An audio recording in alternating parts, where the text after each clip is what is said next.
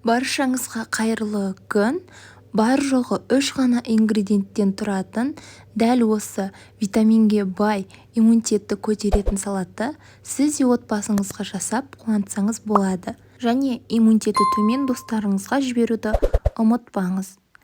Бізге қажетті заттар 2 дана алма, 2 дана қызылша және 1 пиала грек жаңғағы майонез.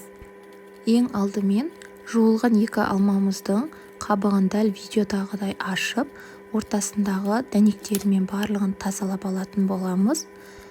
Бұл салатты қыс мезгілінде сіздерге көп жасап жеуге кеңес беремін. Себебі бұл салат иммунитетті көтеріп қана қоймай, сонымен қатар қаны аз адамдарға да өте пайдалы салат. Парақшамдағы басқа да пайдалы ақпараттарды біліп жүру үшін арнама тіркелуді ұмытпаңыз. Келесі бізде алмамызды дәл осы соломка ретінде видеодағыдай турайтын боламыз.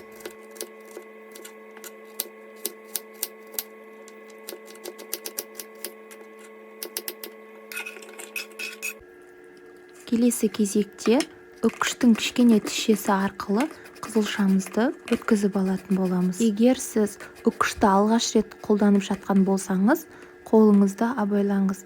Тішесі өткір, кесіп кетуі мүмкін.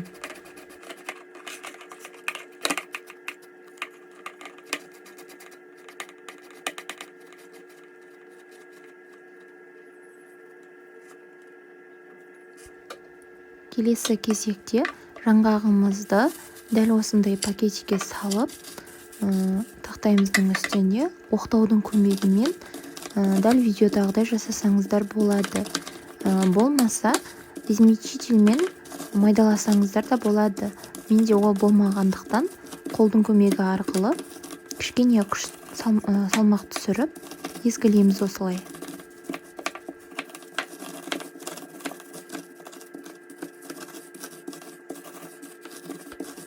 Дайын болған жаңғағымызды табамызға салатын боламыз. Және де үстіне шым-шым тұзымызды 1,5-2 ас қасықтай майонезімізді салып, жақсылап араластыратын боламыз. Осымен біздің салатымыз дайын. Дәл осы салатты қонақ күтуге жасайтын болсаңыз, укроп, петрушка шөптерімен өз фантазияңызға байланысты әсемдесеңіз болады. Егер сізге дәл осы салат ұнаған болса, арнама тіркеліп, комментария бөліміне өз ойыңызды жаза кетіңіз. Және де достарыңызбен бөлісуді ұмытпаңыз. Менімен болғандарыңызға сіздерге көп-көп рахмет.